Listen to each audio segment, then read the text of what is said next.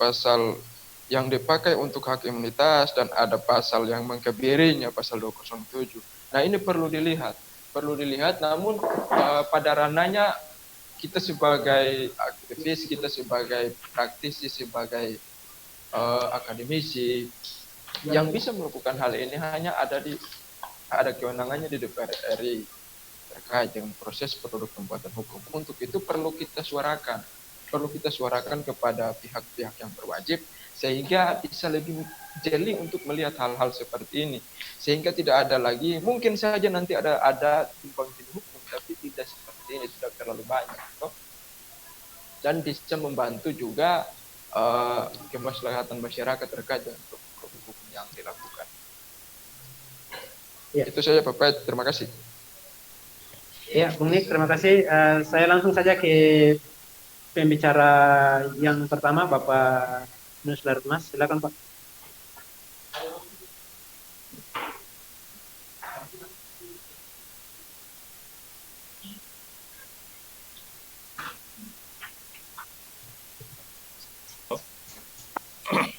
Ya. Ya, selamat bergabung Bapak Wen Kelbulan. Oh, ya. Iya, baik, mungkin Pak Wen P itu belum di unmute-nya belum di itu ya, jadi tidak kedengaran ya. Iya, jadi mungkin saya misalkan berpikirnya begini. Kalau misalkan siapapun yang menjadi bupati, siapapun yang menjadi gubernur, bahkan juga presiden, maka paling kurang hak demokrasi, hak menyampaikan pendapat yang dalam batas menyangkut dengan tugas-tugas pemerintahan, maka mestinya juga dia bisa menerima itu sebagai catatan untuk memperbaiki atau juga menunjukkan bukti bahwa yang dibilang itu tidak betul, supaya menarik kepercayaan masyarakat, menarik kepercayaan rakyat. Nah, saya tidak tahu semua, kalau misalkan ke depan kita punya Bapak Kelbulan jadi bupati, saya yakin pasti tidak seperti itu ya, tetap punya pikiran yang. Nah, tapi paling kurang esensi daripada kita menjadi apakah itu bupati, apakah itu gubernur dan sebagainya, maka yang paling terpenting bahwa kritik itu bagian daripada masukan untuk memperbaiki pemerintahan. Tapi kalau kritik yang sudah masuk ke ranah pribadi, masuk menyudutkan pribadi, maka bisa saja yang bersangkutan bisa melakukan upaya hukum, apakah itu dari sisi pidana dan sebagainya. Tetapi kalau sebatas itu dalam tugas-tugas pemerintahan, maka mestinya pemerintah itu melakukan tindakan menunjukkan bukti bahwa sebenarnya yang dibilang oleh DPRD, dibilang oleh masyarakat tidak betul, supaya menarik kepercayaan masyarakat bahwa yang selama ini didengungkan, yang selama dibuat, saya menunjukkan dengan bukti dan kerja. Nah, itu. Saya akan contoh itu supaya ke depan siapapun yang menjadi pemerintah, dia bisa menerima kritik itu bagian daripada catatan. Itu yang jelas, artinya bahwa ke depan kalau siapapun menjadi pemimpin memiliki pikiran yang sama bahwa yang lawan saya harus memenjarakan, ini juga repot. Apalagi kalau anggota DPRD melakukan kritik yang tajam dan digunakan pasal ini, maka jadi presiden juga bagi kita. Nah, sehingga kalau saya begini, kita kalau diskusi berikut, kita undang anggota DPRD, apakah dengan kewenangan-kewenangan ini yang telah dibatasi dengan pasal ini, apakah dia bisa melakukan kritik tidak ketika sudah ada yang dulunya bikin. Nah, ini saya bilang tadi, ini menjadi jurisprudensi baru, jurisprudensi dalam kaitan dengan soal anggota DPRD yang kritik bupati itu bisa dipidana secara hukum. Nah, ini sebenarnya jurisprudensi untuk digunakan oleh aparat penegak hukum dalam kaitan dengan kasus-kasus kemudian nanti. Ini yang jadi kerepotan di sini. Saya bilang tadi, hak imunitas itu selain dimiliki oleh DPR, dimiliki oleh advokat, dimiliki juga oleh ombudsman dalam kaitan dengan tugas-tugasnya. Nah, ini yang tentu menjadi catatan kita bersama. Nah, saya percaya bahwa ke depan yang menjadi pemimpin di daerah kita punya pikiran yang sama untuk membangun daerah. Apalagi yang saya lihat di saat ini mendengungkan banyak calon-calon bupati, seperti saya punya Bapak Wen Kelbulan, ya ada yang lain. Saya percaya bahwa tetap punya visi yang sama untuk membangun Kabupaten Kepulauan Tanimbar ke depan yang baik. Saya kira mungkin itu statementnya di situ. Tadi mungkin penegasan undang-undang saya sudah jelaskan, tetapi yang saya lebih close-nya di situ mungkin untuk ke depan. Nanti mungkin Pak Atem mau tambah atau Pak Kelbulan mau tambah juga, kita bisa mendiskusikan itu. Terima kasih Pak Pit. Terima kasih Pak Nus. Pak, mungkin lebih spesifiknya merujuk pada pertanyaan tadi Pak. dengan sistem hukum kita yang mix ini atau tumpang tindih ini, apakah ini melemahkan sendi-sendi hukum itu sendiri, Pak? Kalau saya sebenarnya dari pasal ini sebenarnya dia menjadi catatan buruk. Kenapa saya bilang buruk?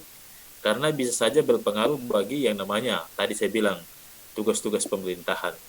Nah, misalkan contoh kita memakai pasal 338, kita memakai pasal 365, pasal 365 Undang-Undang 17 tahun 2014 yang mengisyaratkan bahwa tugas DPRD itu tugas legislasi, tugas anggaran, pengawasan.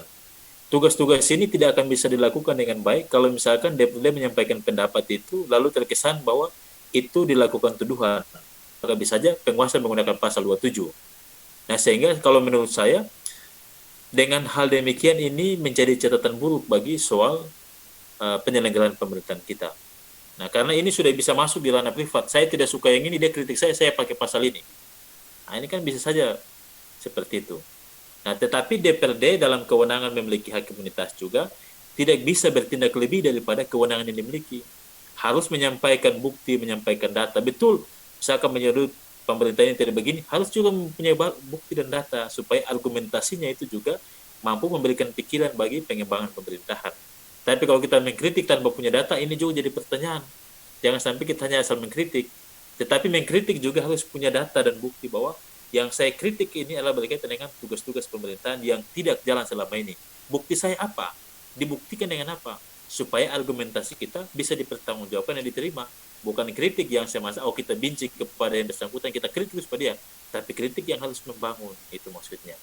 Nah, sehingga jangan sampai hak imunitas juga disalahgunakan untuk kepentingan pribadi, kepentingan menyerang itu.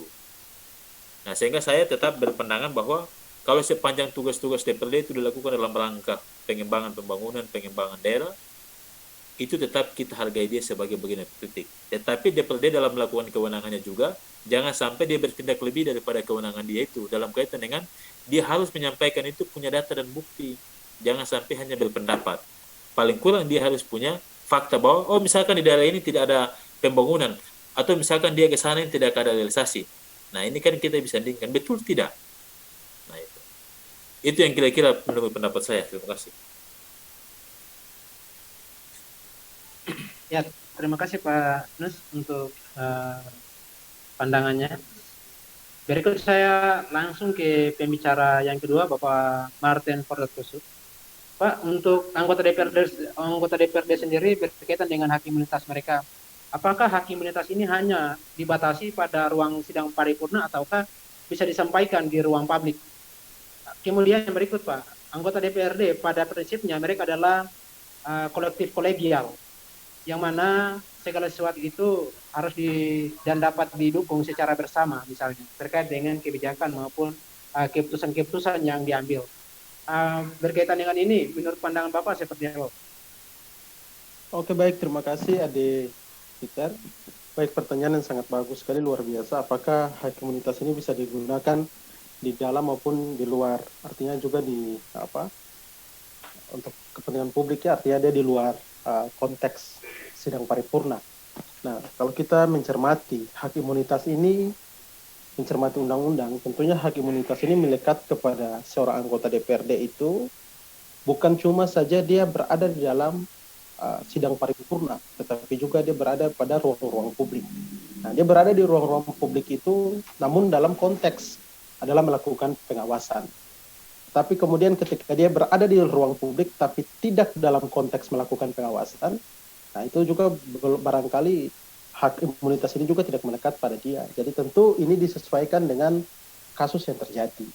Misalnya, kalau dia melakukan on the spot terhadap sebuah proyek, ya kan? Itu kan di luar sidang paripurna ya dalam gedung, tetapi dia langsung turun ke lapangan. Nah, di situ kemudian dia mendapati ada hal-hal yang tidak sesuai dengan apa yang disampaikan oleh pemerintah. Dia bisa saja langsung melakukan kritik-kritik di situ. Nah, itu kemudian di luar dari gedung atau di luar dari rapat paripurna. Nah, itu dalam rangka menjalankan tugas. Tapi kalau misalnya dia berada di ruang publik, tapi dia lagi santai-santai saja, misalnya lagi minum kopi, bukan dalam konteks melaksanakan tugas, tapi lagi santai, lalu kemudian dia melakukan perbuatan pidana, melakukan penghinaan dan sebagainya, nah itu kemudian bisa dikenakan pidana berdasarkan pasal 207. Jadi sebenarnya ini tergantung pada case, tergantung pada kasus itu sendiri seperti apa. Kenapa ini bergantung pada case atau bergantung kepada kasus? Karena nanti pada saat proses di pengadilan itu akan dimintai pertanggungjawaban pidana di situ. Di situ akan diuji apakah anggota DPRD ini bisa dimintai pertanggungjawaban pidana akibat perbuatan pidana yang dilakukan atau tidak. Nah, pertanggungjawaban pidana itu kalau kita pelajari dalam hukum pidana itu akan merujuk pada 3 hal. Yang pertama, si pelaku itu menyadari perbuatan dan akibatnya. Yang kedua, si pelaku menyadari bahwa perbuatan itu bertentangan dengan norma hukum atau norma-norma kehidupan sosial. Terus yang ketiga, ketika pelaku melakukan perbuatan tersebut, dia berada dalam keadaan atau kehendak bebas. Nah, ini yang nanti akan diuji di pengadilan. Karena itu, ketika dia melakukan sebuah kritik, tetapi dalam konteks yang tidak melaksanakan fungsi anggota DPRD, nah, tentu ketika dimintai pertanggungjawaban pidana, maka pertanggungjawaban pidana ini tetap bisa dimintai pada dia. Tetapi ketika dia berada di ruang publik dan dia sedang melaksanakan tugas dan tanggung jawab sebagai anggota DPRD, ketika diproses di pengadilan dimintai pertanggungjawaban pidana, dia tidak bisa dimintai pertanggungjawaban pidana. Karena itu semua kembali kepada niat dari pelaku yang melakukan perbuatan tersebut. Itu tidak terlepas juga dari ada yang namanya aspek kesalahan. Nah, aspek kesalahan itu kalau dalam hukum pidana mengandung sebuah makna atau pengertian. Kesalahan adalah pencelaan yang diberikan kepada seseorang atas perbuatan yang dia lakukan yang seharusnya bisa dia hindari. Jadi sebenarnya ketika dia bisa menghindari perbuatan-perbuatan yang mencela, lalu kemudian dia melakukan perbuatan itu, maka itu adalah sebuah kesalahan. Dan kesalahan itu adalah elemen penting dalam sebuah pertanggungjawaban pidana. Jadi kalau ketika seseorang diminta pertanggungjawaban pidana, yang pertama cari adalah kesalahan. Nah, kesalahan itu terhadap sebuah perbuatan yang dia tahu akibatnya, yang semestinya dia tidak akan melakukan itu. Atau dia semestinya bisa menghindari untuk tidak melakukan perbuatan itu. Nah, itu akan berkaitan dengan niat, ada dorongan, ada motif, ada sesuatu hal yang kemudian mengakibatkan dia melakukan hal itu. Jadi itu juga dikembalikan pada konteks tertentu, barulah hak imunitas itu bisa kemudian digunakan. Sehingga saya sepakat dengan pernyataan dari Pak dosen Panus bahwa tidak serta-merta bahwa semua anggota DPRD juga bisa berlindung di balik jubah yang namanya hak imunitas. Jangan lalu kemudian anggota DPRD juga bisa sewenang-wenang karena memang ada hak imunitas, tetapi kemudian hak imunitas ini dipergunakan pada porsinya. Ketika hak imunitas ini dipergunakan pada porsinya, tentunya tidak menimbulkan persoalan-persoalan hukum. Mungkin seperti itu. Terima kasih, Adepit.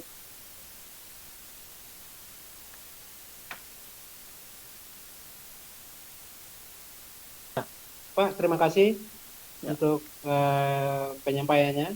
Tadi pertanyaan saya tadi mungkin merujuk pada 2 hal. Yang pertama, dari sisi hak imunitas yang apakah berlaku di ruang paripurna saja ataukah bisa juga di ruang publik. Yang kedua adalah terkait dengan kolektif kolegial anggota DPRD itu sendiri. Bagaimana dengan menggunakan kolektif kolegial ini anggota DPRD secara bersama bisa saling menopang sehingga tidak terjadi hal-hal seperti ini.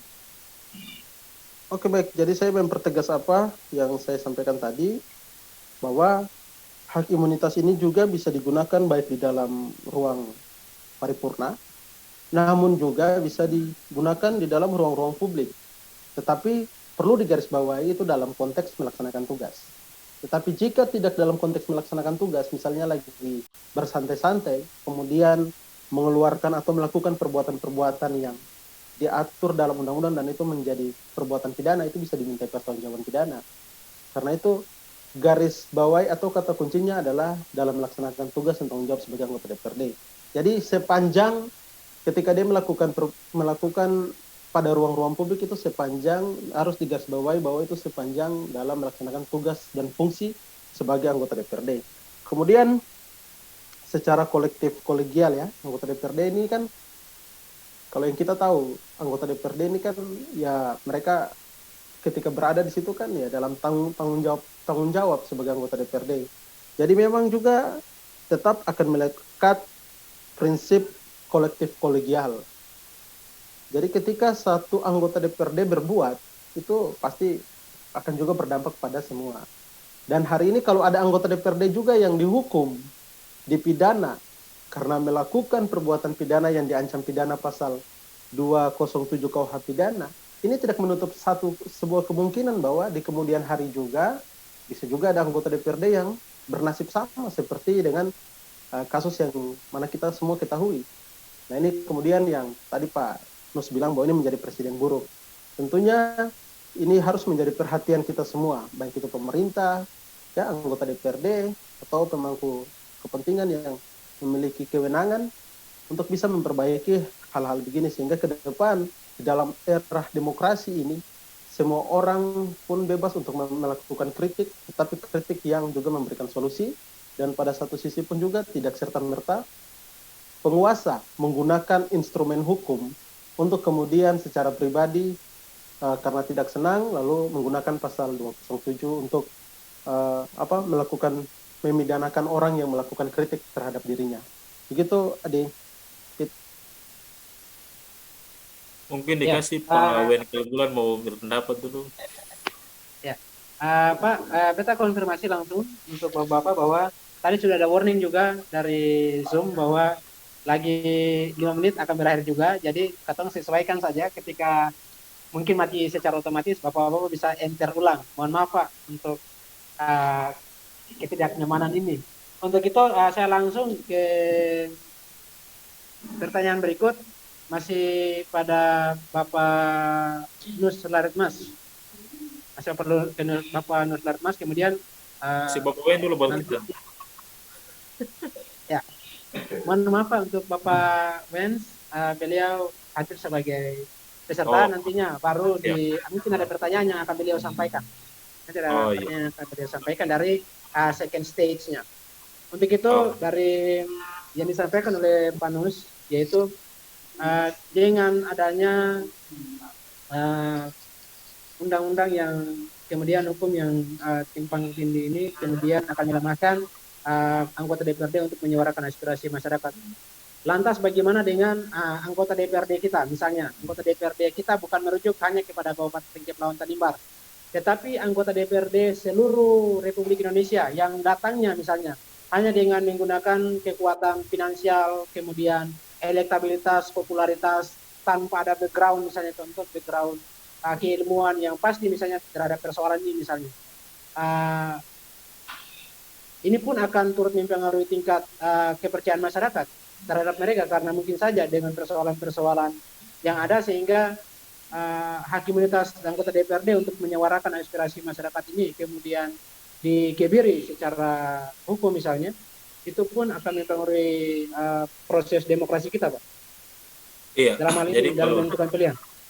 Jadi kalau menurut saya begini, kalau kita bicara dalam konteks menyangkut dengan soal hak DPRD itu sendiri, sebenarnya mudah saja ya, kalau misalkan di dalam DPRD itu tidak ada orang hukum, nah kan ada di fraksi itu, di staf di fraksi itu kan ada staf ahlinya.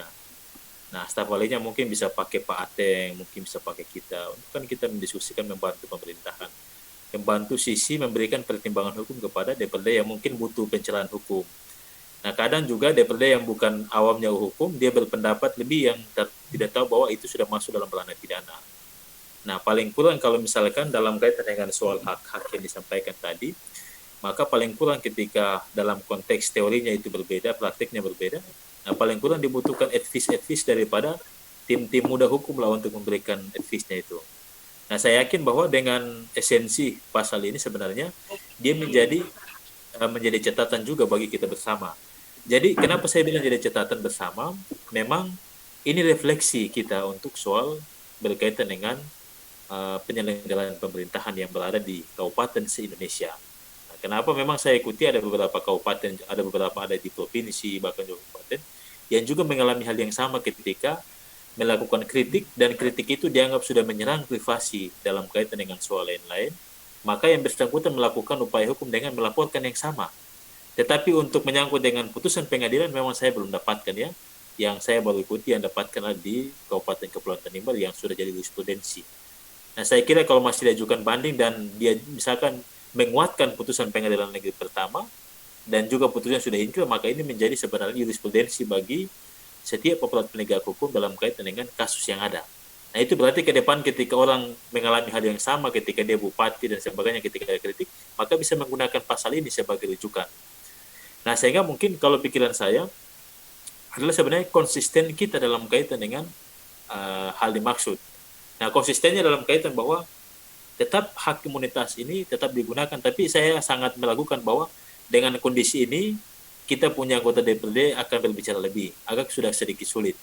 Nah, solusi saya kalau dengan demikian dibutuhkan pencerahan pikiran dari tim-tim hukum lah, minimal anak-anak muda MTB yang ditarik sebagai tim pemikir ahli di DPRD untuk membantu memberikan pertimbangan hukum. Karena bisa saja dalam kaitan dengan kritik itu yang dia menyudutkan, bisa saja pasal itu bisa saja kritik itu menjadi dasar untuk bisa dipidana.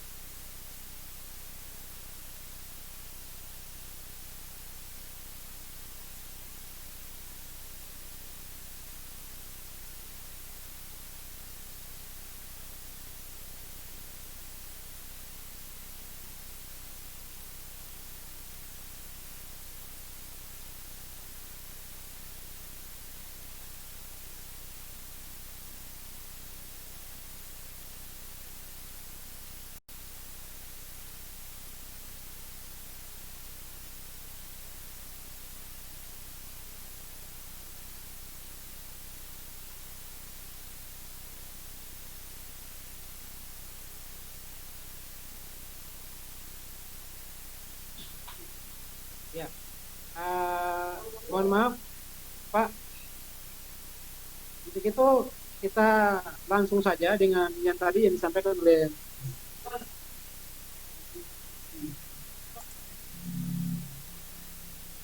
ya.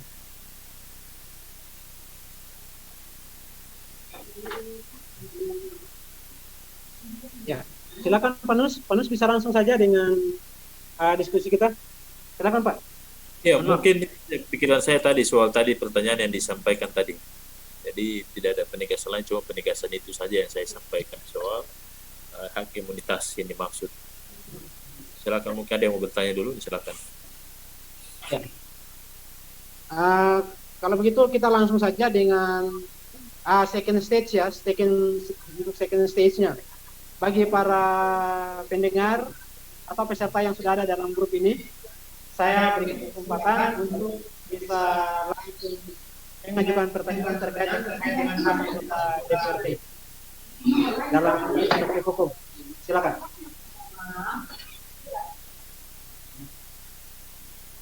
Oke, saya mulai dari Pak Wens.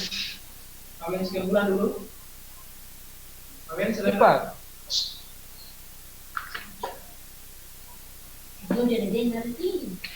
Ya, saya mulai dari Pak Wens Kebulan dulu. Silakan Pak Wens untuk memberikan pertanyaan.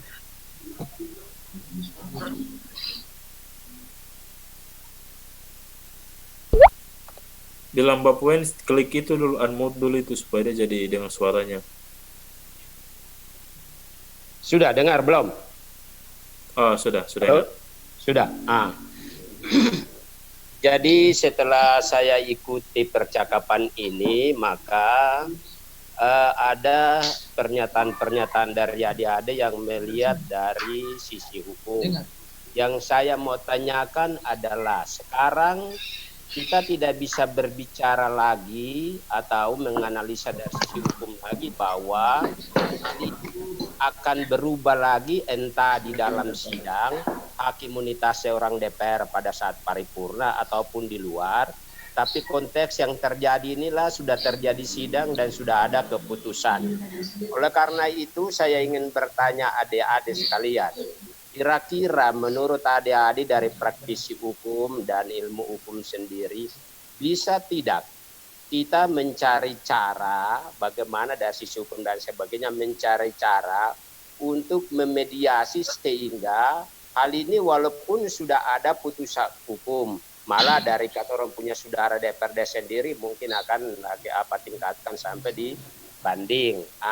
Sebagai orang basudara coba kita cari celah dari mana sehingga apa yang sudah menjadi putusan ini bisa dinetralisir sehingga hal ini mencuat di masyarakat sebagai pelajaran, tetapi tindakan hukum itu kalau bisa jangan sampai dilaksanakan atau dijatuhkan kepada yang bersangkutan untuk menjalani secara putusan yang sudah terjadi. Itu kira-kira pertanyaan saya untuk adik-adik dari praktisi hukum. Terima kasih Adik Pit. Silakan Bapak-bapak. Silakan Bapak-bapak untuk menanggapi mungkin dari Pak Martin atau Pak Latmas atau Pak Niko. Silakan. Iya, saya. Iya. Pak Niko, kamu atau saya? Kata. Pak Niko dulu kayaknya. Silakan Pak Niko. Silakan Pak Niko. Oke, baik, terima kasih. Pertanyaannya singkat kata, mediasi untuk persoalan ini terkait dengan pihak pelaku untuk tidak melaksanakan putusan pengadilan. Nah, kalau menurut saya pribadi bahwa proses mediasi bisa dijalankan, namun putusan pengadilannya tetap dieksekusi atau tetap dilaksanakan karena sudah menjadi putusan pengadilan. Tapi kalau tidak salah kemarin ada instruksi dari Kejaksaan Agung kalau tidak salah itu ada celah. Namun saya belum membacanya secara saksama dan tidak bisa menyimpulkan bahwa memang ada celah dalam hal itu. Saya juga perlu pelajari terkait dengan impres Mahkamah Agung tersebut sehingga kalau misalkan ada celah maka saya minta kita agar sama-sama berdiskusi kembali untuk mencari celah terkait hal ini. Nah, yang berikutnya, memang kita per hari ini punya niat baik untuk membantu pihak pelaku dalam hal ini Pak Sumiratisa dan juga Pak Bupati untuk memediasi hal ini. Namun menjadi pertanyaan berikutnya, apakah pihak pelaku misalkan Pak Sumiratisa mau tidak untuk persoalan ini diselesaikan secara baik-baik, dan juga dari pihak Pemda apakah bersedia tidak, karena per hari ini isu yang mulai mencuat, isu yang menjadi trending di grup-grup WA maupun di sosial media yang lain, analisa saya mengatakan bahwa persoalan ini tidak bisa diselesaikan secara kekeluargaan dan lain-lain. Namun dari pihak pelaku juga sudah melakukan proses banding dan mungkin saja minggu depan sudah dalam proses atau bulan-bulan depan sudah dalam proses, sehingga persoalan ini kalau misalkan kita bisa membantu mencari, kita membantu, tapi harus ada persetujuan juga dari pihak pelaku maupun pihak korban. Dalam hal ini pihak pemerintah daerah dan mantan anggota DPRD Pak Sumiratisa. Mungkin itu saja yang ingin saya sampaikan. Saya kembalikan. Ya, terima kasih Bang Min. Oke, kalau begitu kita langsung saja ke Pak Nuslar Mas. Pak, bagaimana pandangan Bapak Pak terkait dengan pertanyaan dari Pak Wen sekali tadi?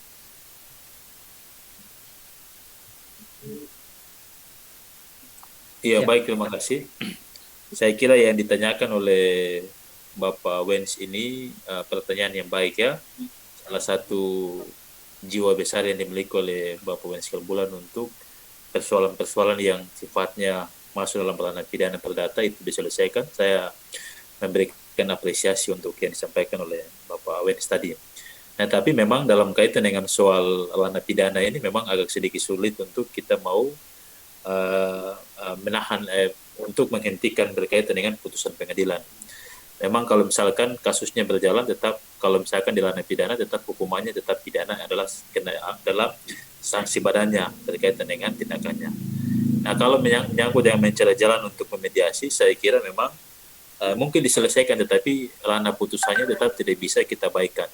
Misalkan contoh putusannya itu 1 tahun 6 bulan, maka yang bersangkutan harus menjalani paling kurang 1/2+1 dari putusan itu, baru mungkin bisa diminta bebas bersyarat.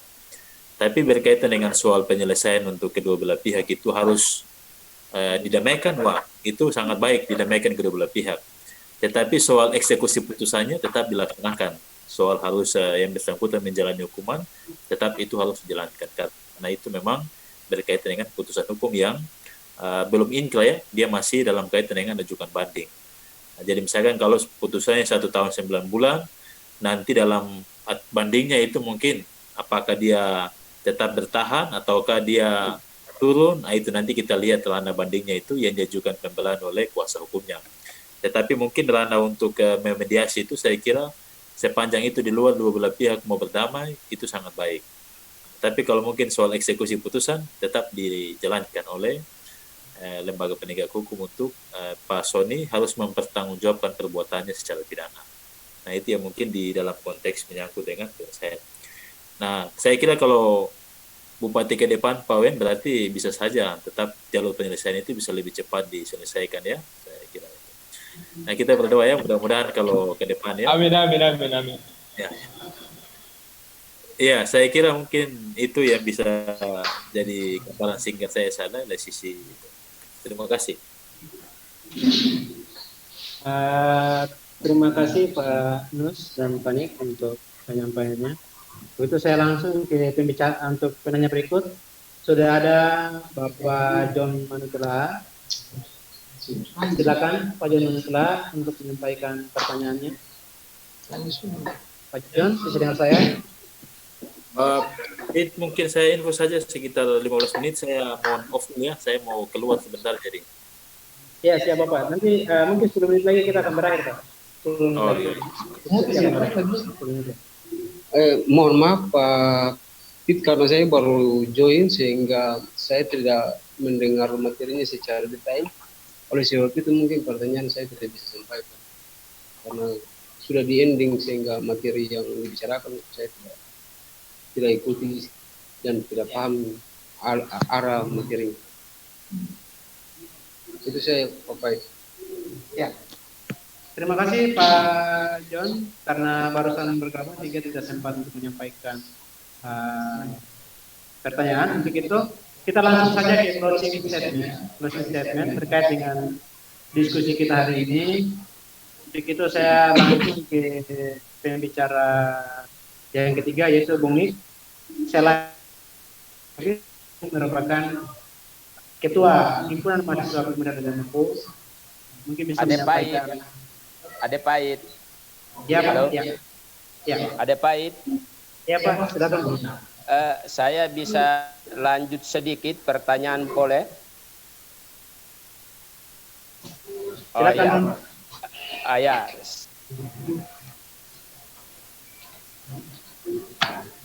Unmute. Bapak Wens tolong, Pak Pembina tolong unmute speakernya. Boleh, bisa dengar? Bisa dengar? Oke, silakan. Oke. Ya, jadi yang maksud saya tadi itu memang sudah jelas dari Adenik maupun Adenus tentang sisi hukum bahwa sudah ada putusan ini maka yang bersangkutan harus menjalani. Tapi yang saya tangkap tadi dari Adenus Laratmas menyatakan bahwa memang masih ada banding. Yang saya maksud ini bisa tidak teman-teman adik-adik praktisi hukum menggunakan celah banding ini dari saudara kita ini untuk sebelum banding ini ada kajian-kajian tertentu untuk mencari mediasi sehingga pada saat situasi banding ini bisa mengurangi daripada hukuman yang sudah diputuskan walaupun realitasnya itu tidak ada. Itu yang maksud saya, bisa ada celah itu atau tidak. Terima kasih Adik Pait. Terima kasih Pak yang kesimpulan untuk pertanyaannya. Untuk itu saya langsung saja ke bicara yang pertama, Bapak Nur. Silakan Pak. Kalau menurut saya begini, memang di yang tadi Pak Poin sampaikan itu benar ya. Jadi memang kalau kita mengajukan banding ini berkaitan dengan ketidakpuasan kita terhadap keputusan yang dilakukan oleh pengadilan pertama. Dan memang saya mengikuti perkembangan kasus ini yang disampaikan oleh kuasa hukum bahwa mungkin soal menyangkut dengan bukti-bukti yang diajukan juga yang dipertimbangkan menjadi dasar untuk dilakukan pertimbangan oleh majelis hakim. Nah, paling kurang kalau misalkan ancaman hukumannya itu 1 tahun 6 bulan yang dituntut oleh jaksa penuntut umum, paling kurang kalau pengadilan itu memutuskan 1+2+1 itu lebih baik. Tapi saya kira kayaknya mengabulkan sepenuhnya sesuai dengan tuntutan jaksa. Nah, sehingga kalau misalkan di dalam pertimbangan hukumnya itu tidak menyebutkan berkaitan dengan soal ranah bukti-bukti yang digunakan untuk kepentingan menyangkut dengan pembuktian itu, maka bisa saja itu sebagai sandingan. Atau juga bisa jadi dasar bahwa kedua belah pihak sudah menyelesaikan secara baik untuk digunakan sebagai dasar untuk menyelesaikan itu. Sehingga dalam mengajukan banding itu, materi bandingnya itu bisa jadi dasar. Tadi misalkan kalau dibilang yang bersangkutan ini pernah residivis, pernah melakukan tindak pidana, tetapi paling kurang soal menyangkut dengan bukti-bukti yang tidak diperiksa itu oleh majelis tingkat pertama sebagai bahan pertimbangan, itu jadi rujukan untuk mengajukan banding. Atau paling kurang juga ada upaya hukum penyelesaian bersama yang diajukan untuk pengajuan banding itu. Karena di banding itu adalah judex factinya, memeriksa bukti pembuktiannya dari tahapan tingkat pertama. Jadi di pengadilan banding itu memeriksa bahwa apakah tingkatan pertama dalam pemeriksaan bukti-bukti itu apakah sesuai tidak dengan ketentuan hukum yang ada. Nah, sehingga itu bisa dilakukan upaya hukum. Nah, sehingga mungkin pikiran saya yang tadi Bapak sampaikan itu baik benar adanya. Nah, tapi paling kurang 14 hari dari pasca putusan itu sudah harus yang bersangkutan mengajukan banding. Ya, tapi kalau misalkan 14 hari tidak mengajukan banding, maka putusannya inkrah. Nah, jadi mestinya ketika pasca putusan itu sudah melakukan upaya seperti apa dalam kaitan dengan pembelaan. Saya kira mungkin itu triknya itu daripada kuasa hukum yang diberikan kuasa oleh Pak SHR kepada bersangkutan. Saya kira dia punya taktik dan strategi juga untuk bagaimana mengajukan banding itu, supaya materi pemeriksaan itu jadi dasar untuk ke depan dalam kaitan dengan banding itu mungkin turun mungkin dari 1 tahun 9 bulan atau juga bisa membuktikan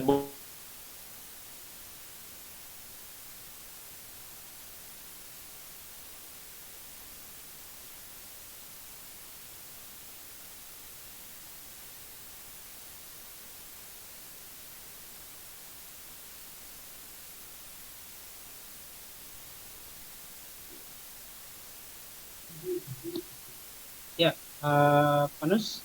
Ya. Pak Wens mungkin dari penjelasan dari Panus mungkin ada yang bisa dijelaskan ditambahkan atau bagaimana? Iya, jadi tadi menurut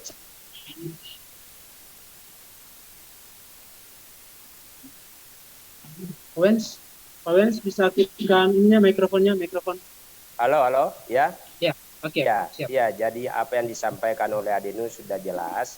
Ya, kita usahakan kalau bisa sebelum itu disampaikan ke kuasa hukumnya sehingga berupaya semaksimal mungkin sehingga kita bisa meminimalisasi hukum itu. Memang hukum berjalan, tetapi sebagai orang bersaudara marilah kita meminimalisasi hukum itu dengan cara-cara elegan sehingga bisa mengurangi tuntutan atau keputusan dari yang bersangkutan. Itu saja yang kita bisa harapkan. Terima kasih adik-adik. Ya, terima kasih Pak Wens Kerubulan untuk pertanyaan yang diberikan. Untuk itu Bapak dan Ibu, sekarang kita sudah ada pada penghujung acara kita. Untuk itu closing statement dari para pembicara. Sekarang kita tertinggal 2 pembicara saja. Mohon maaf karena memang masih ada pembicara yang harus masih stay di sini, tapi karena Zoom kita adalah Zoom bukan berbayar, 40 menit mati sehingga tidak bisa kalau bergabung sepenuhnya. Untuk itu saya langsung saja kepada pembicara kita, Bung Niko Sadarwan, silakan. Baik, terima kasih atas kesempatannya yang diberikan kepada saya. Untuk closing statement saya di sini, saya mau sampaikan bahwa terkait dengan diskusi yang kita lakukan sampai dengan saat ini, ada pesan yang bisa saya sampaikan buat pemerintah daerah, buat kita semua, dan buat siapa saja, bahwa marilah kita belajar saling memaafkan, kita belajarlah saling menerima kritik dan saling memberikan perubahan, karena itu merupakan esensi dari kemaslahatan masyarakat. Bagaimana caranya kita selaku kaum muda, kita selaku tokoh-tokoh yang berpikiran intelektual untuk menghadapi proses-proses ini, untuk membantu masyarakat lebih baik, lebih banyak. Mungkin itu saja yang ingin saya sampaikan. Kurang dan lebih, saya mohon maaf, saya kembalikan buat moderator.